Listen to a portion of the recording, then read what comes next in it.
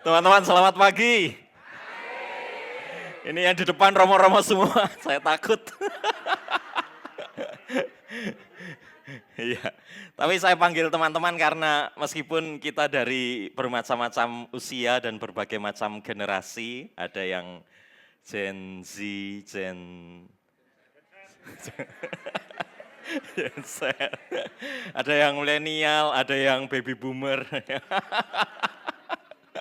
Kita semua berkumpul dan kita semua sepesiaran di dalam karya pendampingan orang muda.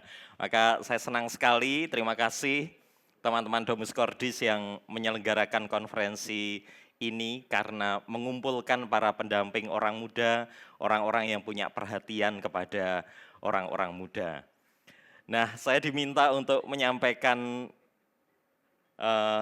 tentang bagaimana gereja sekarang diharapkan membentuk budaya-budaya yang baru, terutama di dalam karya pendampingan orang muda. Saya tidak merasa bahwa segala sesuatu yang akan saya sampaikan itu sesuatu yang baru. Apalagi untuk teman-teman ketua Komisi Kepemudaan ya, karena tahun lalu kami mengadakan rapat pleno nasional untuk para ketua Komisi Kepemudaan dan kita telah berbagi ide, berbagi gagasan, berbagi cerita, praktik-praktik baik yang dibuat di keuskupan-keuskupan, sekaligus arah baru yang mau digapai bersama oleh kami, orang-orang yang terlibat dalam karya pendampingan orang muda di Indonesia. Maka saya tentu tidak akan banyak menyampaikan hal yang baru, tetapi kalau ada sesuatu yang menggerakkan kita, saya kira lebih baik karena menurut saya lebih penting kita mempraktikannya kemudian ketika kita pulang meminta supaya para pembuat kebijakan, para romo, para uskup berjejaring juga dengan kita di dalam karya-karya pendampingan orang muda. Gereja, saya menawarkan 3 hal. Gereja sebagai komunitas yang bersahabat, komunitas yang terlibat, dan komunitas yang menjadi berkat. Saya bukan seorang presenter yang baik, saya kalau homili saya bisa, ya, ini keahlian kami para romo, apalagi kalau cuma 10 menit ya. Ini kalau suruh ngomong 45 menit saya harus dibantu oleh ini presentasi saya ini, maka saya akan banyak melihat bagian presentasi ini. Nah, kita lihat dulu konteksnya. Konteks besar dari Gereja Universal adalah sinodalitas gereja. Kita bersyukur bahwa konferensi ini diadakan di awal tahun 2025 setelah gereja menjalani proses sinodalitas bersama dari tahun 2023 ke tahun 2024. Tentu teman-teman semua tahu temanya persekutuan, partisipasi, dan misi. Paus Fransiskus ingin mengajak Gereja Katolik untuk kembali ke ciri hakikinya, yaitu berjalan bersama.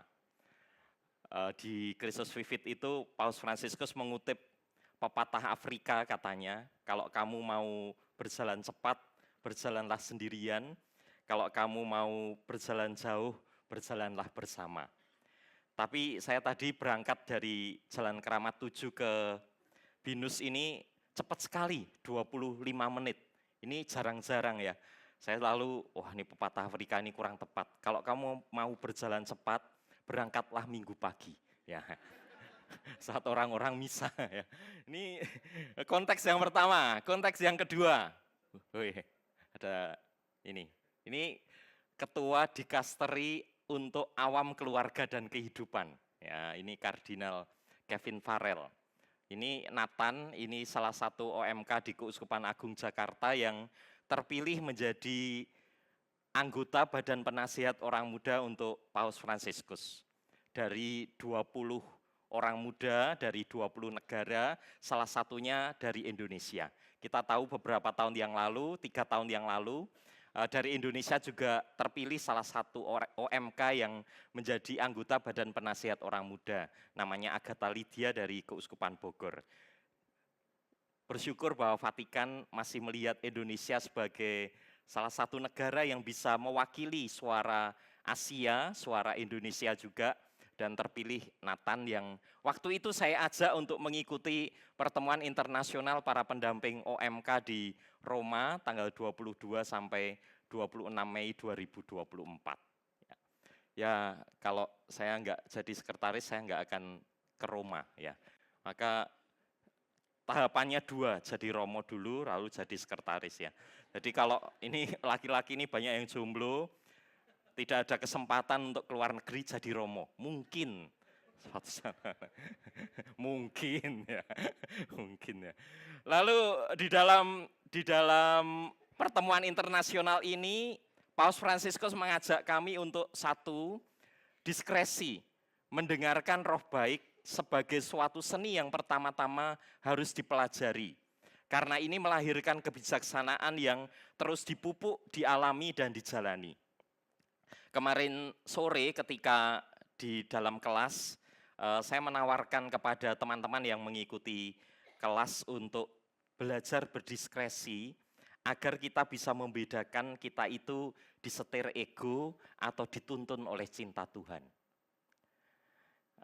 Tentu kemampuan ini bagi para Romo itu bukan sesuatu yang baru. Saya sebelum pulang kemarin sempat bertemu salah satu frater Yesuit dari Kolese Hermanum. Dia menyalami saya lalu mengatakan, Romo terima kasih sudah mengenalkan latihan rohani Santo Ignatius Loyola. Gitu. Ya, sangat Yesuit sekali dia ya dia. Ada orangnya gitu sini. Gitu. Tetapi sebenarnya ya kita tahu Paus Fransiskus ini juga Yesuit ya. Dan ketika bertemu dengan kami para pendamping orang muda, beliau mengatakan ini, kita butuh diskresi. Supaya di dalam kehidupan dunia yang sekarang ini luar biasa maju dan bergerak cepat, gereja tetap setia untuk dituntun oleh cinta Tuhan. Dan ini membutuhkan kemampuan kita untuk melakukan diskresi, menimbang-nimbang apakah gerakan saya ini berdasar roh baik atau berdasar roh jahat. Lalu selain itu, dikatakan oleh Paus, orang muda perlu didampingi secara pribadi sebagai individu yang unik. Masing-masing layak didengarkan, dipahami, sungguh-sungguh didengarkan, dan tidak setengah hati. Saya kemarin juga menyampaikan ketika kita sebagai pendamping itu masih belum selesai atau belum berdamai dengan pengalaman luka-luka kita, seringkali kita susah untuk bisa mendengarkan orang muda dengan sepenuh hati. Kalau ada yang bisa, luar biasa tentu. Artinya meskipun dia masih bergulat, saya masih bisa berjuang untuk mendengarkan orang muda dengan setengah hati. Dengan sungguh-sungguh ya, tidak setengah hati ya. Kok malah setengah hati? Sungguh-sungguh dengan setengah hati. Yo, sungguh-sungguh tidak dengan setengah hati. Lanjut. Maka ini yang disebut dengan diskresi. Dalam teks Christus Vivit adalah menimbang-nimbang apakah keputusan yang akan kita buat itu digerakkan oleh roh baik yang mendekatkan diri kepada Allah atau sebaliknya dari roh jahat yang menjauhkan kita dari Allah. Ini kalau roh jahat di dalam diri kita ini bisa dikalahkan dengan suara-suara roh baik, maka kita akan dituntun oleh roh baik. Dituntun untuk melakukan apa yang sesuai dengan kehendak Allah di dalam kehidupan kita. Nah, sepanjang konferensi ini saya banyak mendengar ya, sekurang-kurangnya kemarin sore dan hari ini selalu dibuka dengan puji-pujian ya, dengan doa-doa yang indah-indah. Saya dulu sangat tidak mudah untuk bisa mengikuti lagu-lagu yang diiringi band gitu. Lama-lama saya sekarang berubah ya, saya sekarang agak karismatik ya.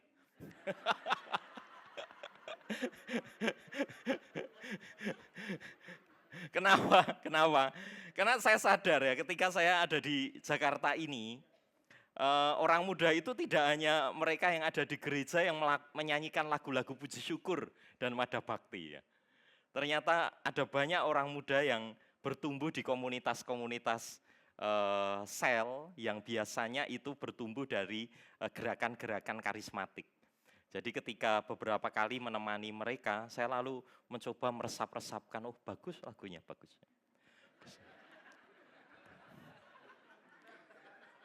Saya yang belum bisa menyesuaikan itu bahasa roh, belum bisa. Ya. Tapi kalau nggak bisa. Tapi saya kalau suruh gini-gini belum bisa. Karena salibmu. Oh, ya.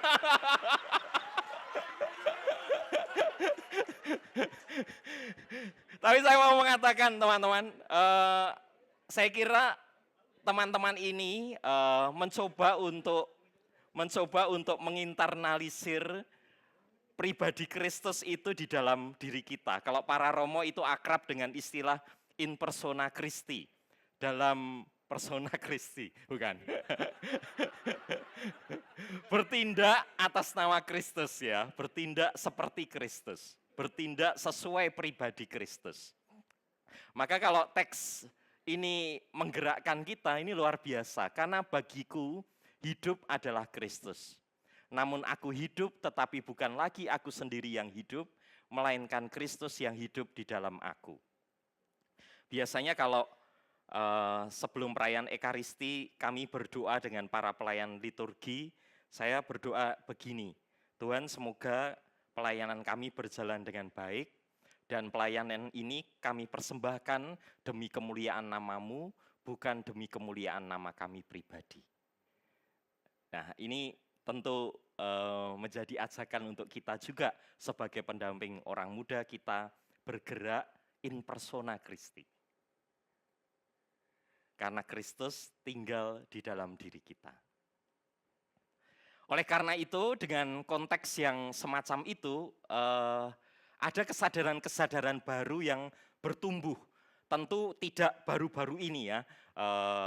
Sebenarnya saya mulai menangkap perubahan-perubahan itu terjadi ketika Paus Fransiskus itu menjadi paus. Tentu paus-paus sebelumnya juga membuat kebaruan-kebaruan. Tetapi ia mengingatkan kita bahwa tidak ada satu orang pun yang boleh ditinggalkan. Maka ketika tahun 2018 dia mengadakan sinode yang temanya adalah orang muda, iman, dan diskresi panggilan, saya sangat yakin bahwa apa yang dikatakan paus itu mau diwujudkan untuk mengembalikan ciri hakiki gereja yang berjalan bersama. Tidak ada orang yang boleh ditinggalkan. Saya mau satu cerita kecil ya, enggak lucu sih ini. Tapi ketika tahun lalu ada pergantian pengurus Komisi Kepemudaan, saya itu meminta Romo Alphonse Saverian itu dari Keuskupan Padang yang waktu itu Komkep Padang untuk menjadi pengurus Komisi Kepemudaan. Waktu itu saya meminta dia untuk bekerja sama dengan saya membuat kurikulum kursus formator orang muda. Lalu ternyata di dalam perjalanan baru 1 tahun dia terpilih menjadi Direktur Nasional KKI. Nah, lalu saya tanya, Romo gimana? Romo mau tetap jadi pengurus Komisi Kepemudaan atau tidak? Saya senang loh karena luar biasa, satu-satunya pengurus di komisi-komisi yang pengurusnya adalah Dirnas itu cuma Komisi Kepemudaan gitu. Terus dia bilang, oh gak apa-apa Romo, dimasukkan aja karena itu kan masih ada hubungannya ya, anak-anak, remaja, orang muda gitu. Nah baru 1 minggu setelah dilantik dia sudah chat saya, Romo sepertinya saya mundur saja ya dari pengurus. Karena ternyata tugas-tugas saya banyak sekali, tidak hanya di KKI tapi juga di KKM. Lalu saya bilang, nah iya gitu. Lalu akhirnya saya hanya mau mengatakan teman-teman bahwa paus itu mau melibatkan semua orang, bahkan termasuk anak-anak dan remaja. Dan justru pelibatan yang seperti inilah yang membuat gereja ini bisa berjalan jauh.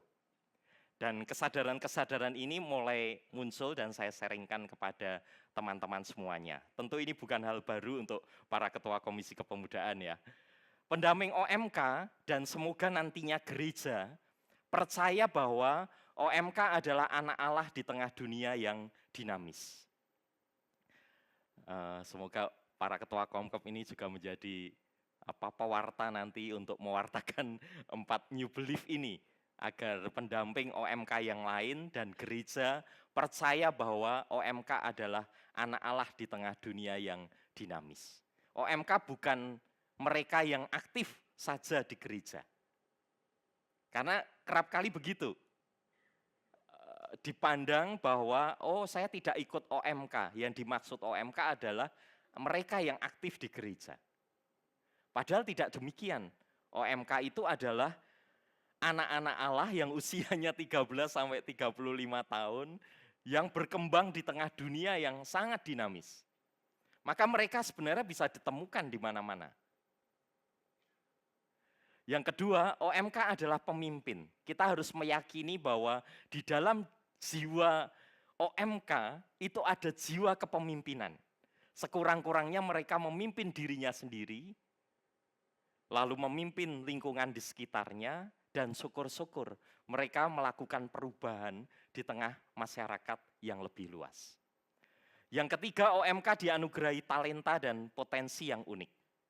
Dan yang belief yang terakhir, ini terkait dengan program pendampingan, termasuk pendampingan komunitas basis ya, teman-teman Domus Cordis. Seluruh program pendampingan itu adalah sarana saja dan jalan terpilih lewat mana OMK melahirkan dirinya dengan talenta dan potensi yang semakin aktual dan eksplisit. Sementara pendamping OMK adalah teman seperjalanan OMK dalam proses melahirkan diri tersebut. Ini 4 new belief. New tapi ya tidak new banget lah gitu ya. Lalu ini juga bukan sesuatu yang baru bagi teman-teman Komkep juga. Saya beberapa kali sudah menyampaikan. Biasanya masuk lewat pintu mereka, keluar lewat pintu kita. Seakan-akan kita yang tahu, kita yang paling tahu, tetapi sebenarnya dalam kenyataan kita juga yang tidak tahu. Apalagi kalau yang didampingi itu anak-anak Gen Z ya, padahal yang dampingi baby boomers ya. Atau milenial lah, yang kadang-kala omongannya sudah gak nyambung gitu. Wibu itu apa wibu? Udah gak sambung. Maka apakah masih relevan dan cocok gitu? Apakah masih relevan dan cocok? Mungkin kita perlu sekarang mengubah model berpikir itu dengan model berpikir yang baru. Masuk lewat pintu mereka, keluar lewat pintu yang dibangun bersama. Tetapi ini lalu nanti mengandaikan sebuah komunitas baru yang mau kita bentuk bersama-sama. Tidak hanya berhenti di pikiran, tetapi harus menjadi budaya di dalam gereja kita. Kita lihat ya. Saya menawarkan 3 hal ini, gereja sebagai komunitas yang bersahabat, gereja sebagai komunitas yang terlibat, dan gereja sebagai komunitas yang menjadi berkat. Ini mengalir dari 3 tema dalam sinodalitas gereja, persekutuan, partisipasi, dan misi. Bersahabat, pilos itu relasi persahabatan, itu ada kedekatan, ada kegembiraan, dan sehati sejiwa. Terlibat itu saya ambil dari kata ini, sinedemos, teman seperjalanan, teman sepesiarahan. Dan menjadi berkat itu saya konkretkan dalam tindakan bersama untuk melakukan misi sebagai rekan kerja yang berdiri di rumah yang besar, yaitu gereja.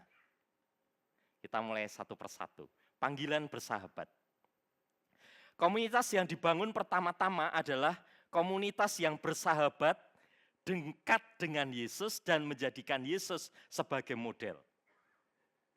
Hendaknya komunitas berisi orang-orang Kristiani yang setia, punya kerinduan untuk bergerak atau berziarah, berelasi dengan Allah, mencintai Ekaristi, berdoa, membaca kitab suci, punya saat hening untuk mendengarkan roh baik yang menuntunnya, bersyukur, mencari Tuhan, dan membangun pertobatan. Kalau pendamping OMK, tetapi tidak pernah misa, jangan mengaku pendamping OMK.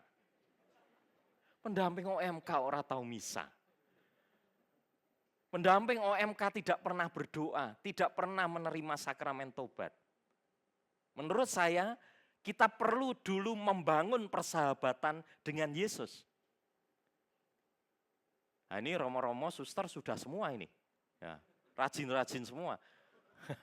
Tapi jangan-jangan nanti yang kedua dan ketiga ya, ini kerapuan kita ya, karena kurang bisa melibatkan atau kurang bisa bergerak bersama untuk keluar dari zona nyaman kita.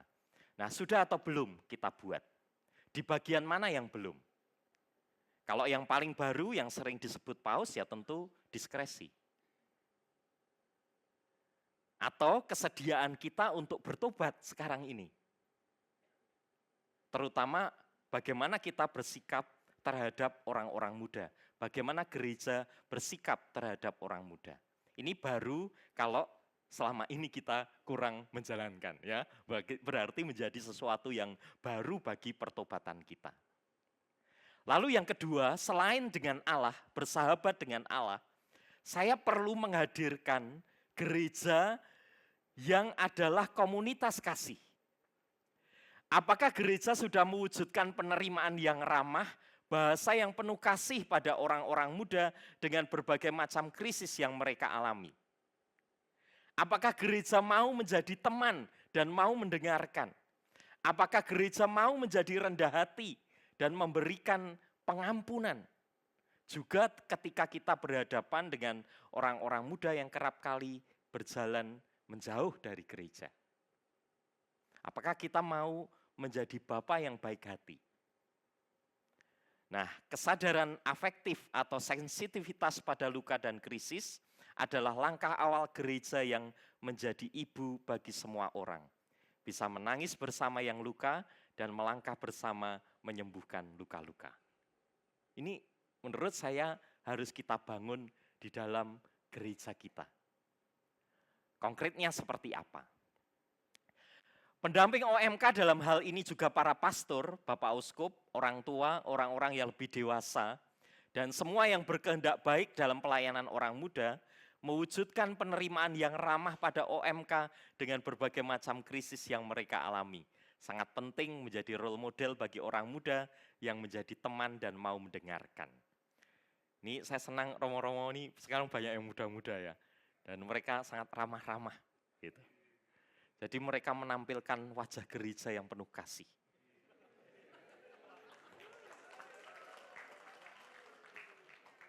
Waktu di Keuskupan Agung Semarang merefleksikan tentang panggilan sebagai imam yang menurun, salah satu staf di Seminari Menengah Mertoyudan itu mengatakan, jangan-jangan ini terjadi karena romo paroki sekarang jarang tersenyum. Lalu anak-anak muda takut berhadapan dengan para romo ini untuk main ke gereja karena romo-romonya itu jarang tersenyum. Maka ini sejak awal tadi saya mencoba tersenyum terus ya. Aslinya nggak begini sih. Maka misalnya ini contoh ya, contoh. Wajah gereja itu kan seringkali ditampilkan dari para romonya ya. Setelah misa itu ya jangan langsung masuk kamar ya toh. Sapa dulu umat gitu, menyapa umat gitu. Kalau perlu para romo mengajak si kepemudaannya itu berkunjung ke keluarga-keluarga yang punya orang-orang muda. Monsinyur Pius itu punya kata-kata yang bagus bahwa keluarga itu adalah titik nol pastoral. Titik nol pastoral. Jadi kayak kalau kita ngisi bensin ya, mulai dari nol ya Pak gitu. Nah itu keluarga itu adalah titik nol pastoral.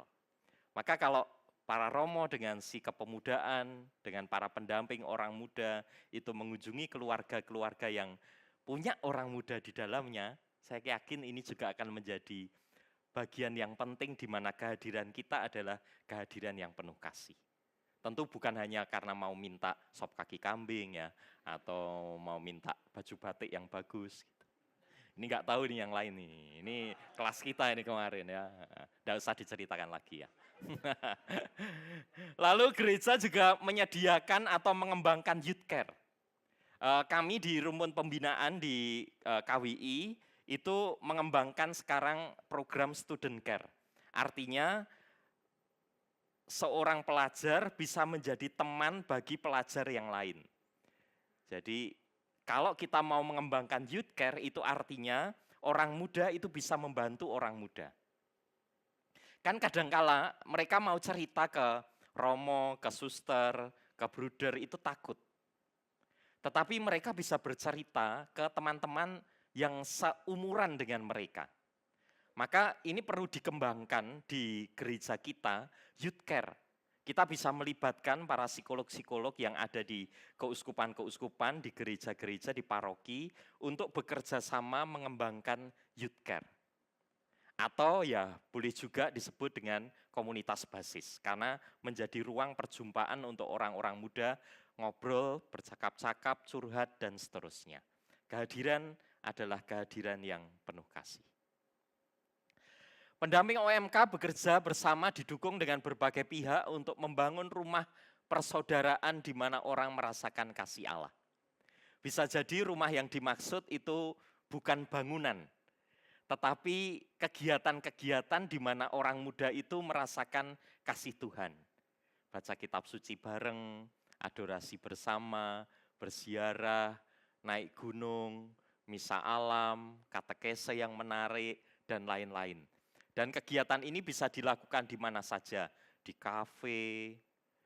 Kalau di daerah ada kafe nggak ya? Ada ya. Di angkringan ya, di angkringan. Di halaman gereja, di warung, di pasar gitu. Sampai ngobrol-ngobrol. Atau memang sungguh-sungguh, ya ini semoga menjadi budaya baru ya. Sungguh-sungguh kita bisa buat di gereja-gereja kita, menyediakan arena atau tempat bagi orang muda untuk mengembangkan diri dengan berbagai aktivitas perjumpaan, bisa berupa kafe paroki, sarana olahraga, dan lain-lain. Di arena ini ada ruang untuk membangun persahabatan, refleksi bersama, rekreasi, diskusi, atau mengembangkan bakat minat yang dimiliki orang muda. Di beberapa keuskupan itu sekarang sudah punya youth center ya. Yang terbaru itu di Keuskupan Bandung, Romo Tejo dan Romo Koska itu sekarang punya youth center. Yang sudah cukup lama itu di Semarang ya, sudah punya youth center jauh lebih dulu. Dan ini menjadi arena-arena yang sangat bagus untuk menciptakan aktivitas perjumpaan bagi orang muda. Kalau belum ada arenanya, ya sekali dua kali pastoran perlu membuat open house gitu. Kan kadang banyak kiriman kan dari umat, buah-buah, makanan-makanan, itu kadang nggak termakan sampai expired gitu. Jangan open house kalau sudah mau expired. Kita bisa buka ya. Jadi orang muda itu nggak takut keluar masuk gereja itu karena mereka berjumpa dengan relasi-relasi yang penuh dengan persahabatan. Ini saya kira budaya yang baru yang bisa kita buat. Kita tidak bisa membuat seperti yang dilakukan oleh teman-teman Protestan ya. Misalnya ketika ada orang muda baru yang datang ke gereja lalu kita sapa, selamat datang Dimas gitu. Selamat datang Dimas, mari maju kita beri tepuk tangan gitu ya. Kalau di gereja kita budaya itu belum ada sih. Tetapi itu bisa terjadi kalau para romo, para pendamping orang muda itu datang ke gereja dan mencermati bahwa ada begitu banyak orang muda yang mungkin baru datang, baru pindah di komunitas itu atau di kota itu, lalu datang ke gereja. Atau mereka yang sudah lama tidak ke gereja lalu datang ke gereja. Kita bisa menyapanya setelah perayaan Ekaristi berakhir misalnya. Dengan ramah, bukan lalu malah mengatakan, tumben ke gereja. Gitu. Nggak datang lagi nanti. Tumben ke gereja. Yang kedua, gereja sebagai komunitas yang melibatkan. Kalau kita mau menciptakan budaya yang baru sekarang ini, maka kita perlu membangun jejaring. Ya, ini teman-teman Komkop, teman-teman KKI, atau keuskupan-keuskupan yang hadir di sini itu sudah beberapa bermitra dengan Domus Cordis. Menurut saya itu salah satu bagian dari membangun jejaring. Dan ini penting dalam kehidupan kita sekarang ini untuk membangun jejaring. Karena menurut saya gereja nggak bisa kok berjalan sendirian dalam pendampingan orang muda. Kita gereja sedang mengembangkan dua aspek. Kesadaran bahwa segenap komunitaslah yang mengevangelisasi mereka, ada banyak komunitas yang mengevangelisasi mereka, dan urgensi bahwa orang-orang muda semakin menjadi para pelaku utama dalam program-program pastoral. Berarti ada dua untuk memberi ruang pada keterlibatan. Yang pertama, gereja sendiri itu bisa mengadakan kursus evangelisasi untuk menciptakan rasul-rasul muda. Sebenarnya ini sudah diambil oleh teman-teman Badan Pelayanan Keuskupan ya, setahu saya Badan Pelayanan Keuskupan Pembaharuan Karismatik Katolik. Mereka buat CAP dan SEP gitu, kursus evangelisasi pribadi dan sekolah evangelisasi pribadi. Mereka juga kadang ada di beberapa tempat yang sudah membuat CAP khusus untuk orang muda atau SEP khusus untuk orang muda. Beberapa di antara kita mungkin sudah ada yang pernah mengikuti CAP khusus untuk orang muda. Nah, menurut saya ini penting. Bukan pertama-tama untuk merasul bagi orang lain, tapi juga pertama-tama merasul untuk dirinya sendiri. Dan orang-orang yang sudah dikader di dalam kursus evangelisasi ini, mereka dapat kita minta untuk youth for youth. Karena orang muda adalah orang pertama yang membawa pesan Injil kepada rekan-rekan mereka. Maka kalau sekarang ini media sosial Katolik itu berkembang dengan sangat pesat, ada banyak influencer muda Katolik, kreator konten muda Katolik, menurut saya itu karena mereka mau belajar pertama, lalu mereka merasul lewat media sosial. Ini luar biasa menurut saya. Dan ini sebuah budaya baru yang sekarang ini mulai diperhatikan oleh Vatikan.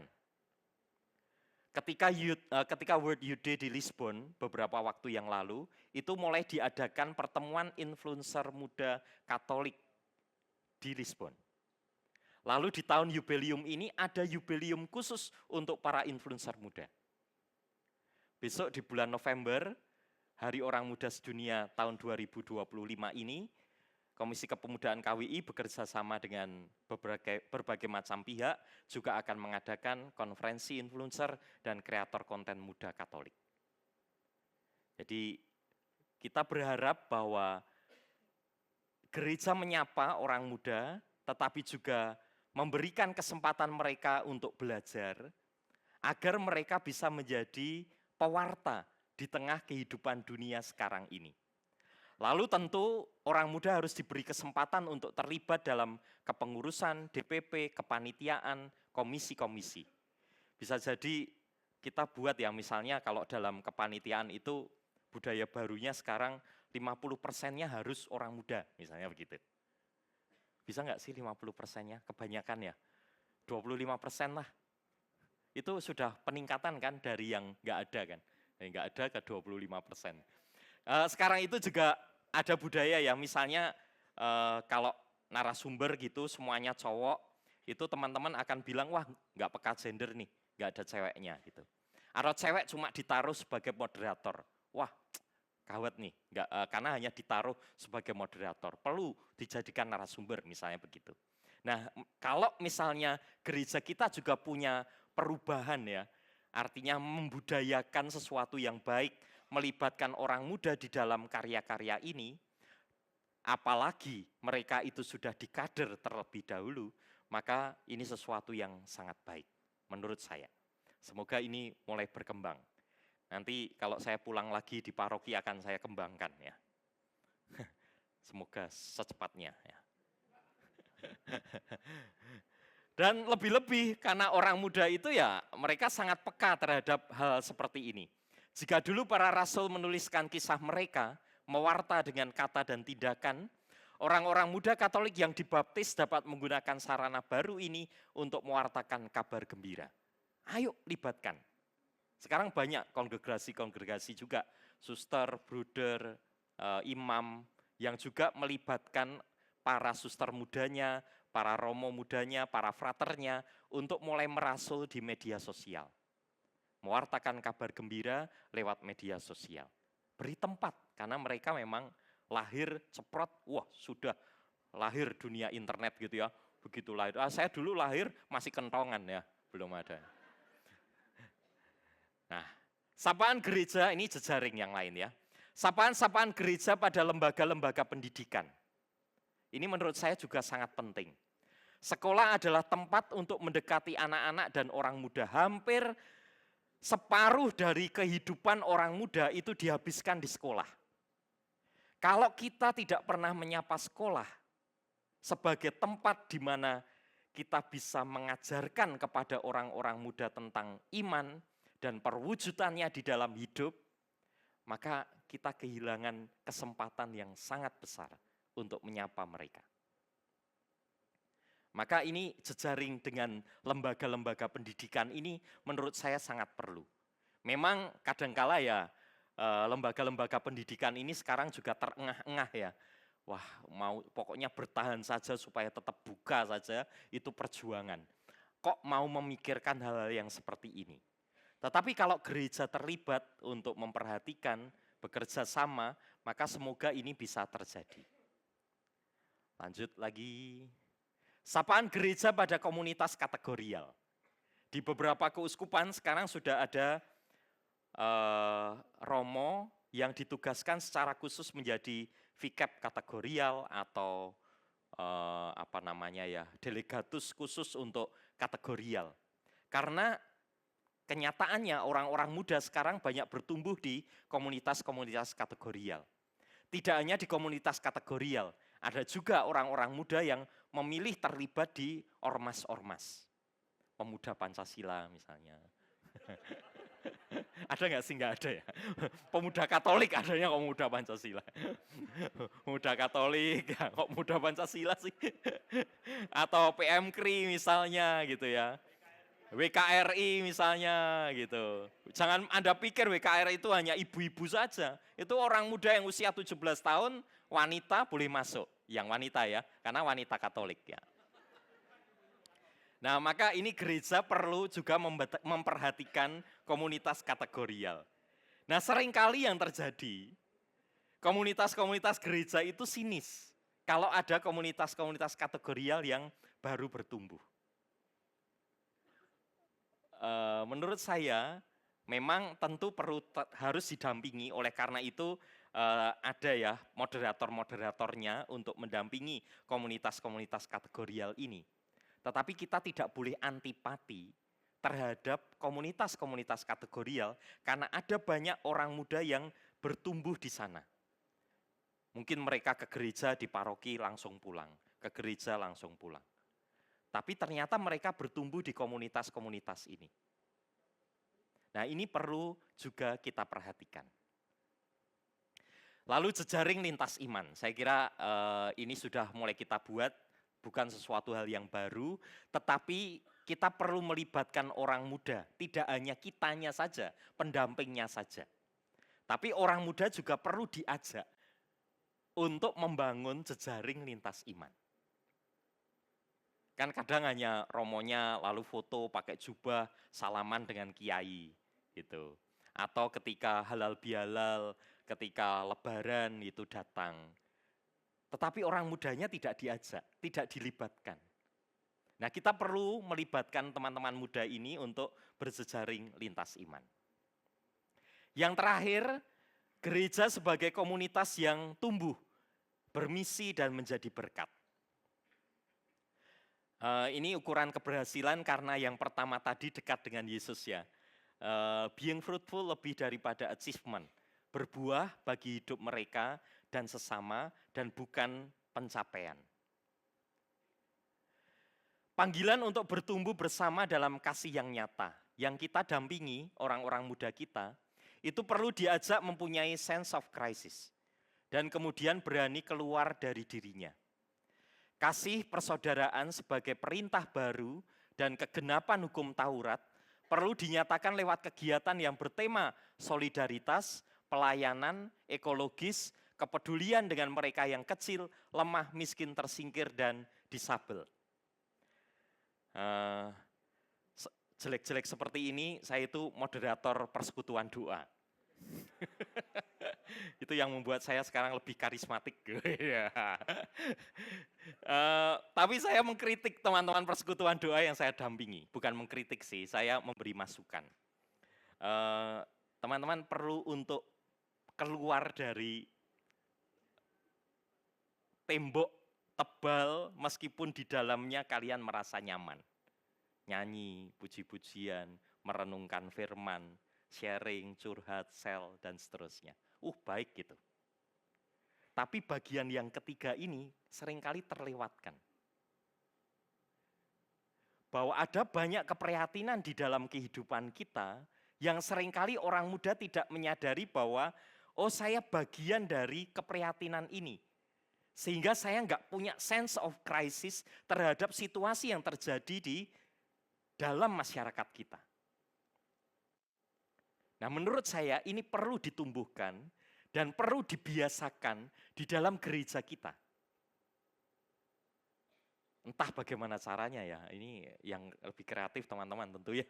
Tapi saya membayangkan sih, bisa nggak misalnya ya kursus evangelisasi itu ada program live in di komunitas disabilitas misalnya, atau live in di daerah para pemulung gitu misalnya.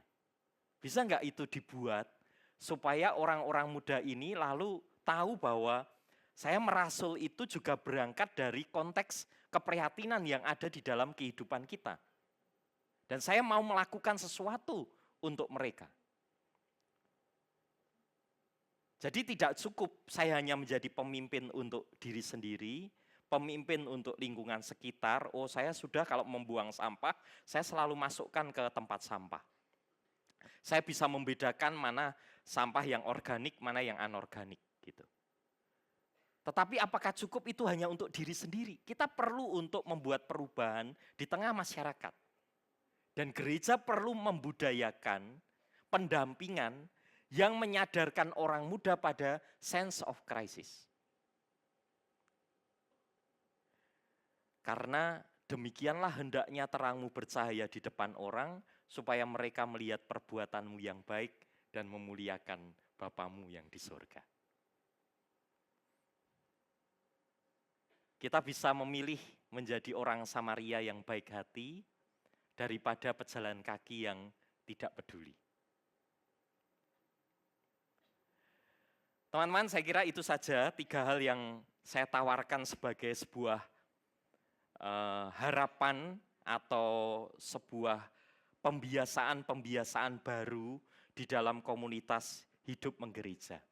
Tentu bukan hal yang sangat baru, pasti kita, gereja kita, komunitas kita itu sudah memperjuangkan beberapa hal ini.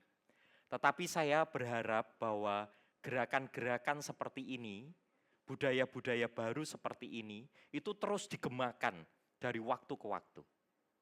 Terus digaungkan dari waktu ke waktu. Agar kita semakin banyak orang bersama-sama dengan kita, berjalan bersama untuk mewujudkan 3 hal ini. Komunitas yang bersahabat, komunitas yang terlibat, dan komunitas yang menjadi berkat. Paus Fransiskus menulis, dia merasa layak menyebut orang muda sebagai pelaku utama perubahan untuk membangun dunia yang lebih baik. Pesannya, orang-orang muda yang terkasih, janganlah menjadi orang-orang muda yang hanya melihat hidup ini dari balkon. Tapi terlibatlah sama seperti Yesus. Komitmen yang kuat adalah lawan dari ketidaksetiaan, kemalasan, dan godaan untuk mencari kesenangan pribadi.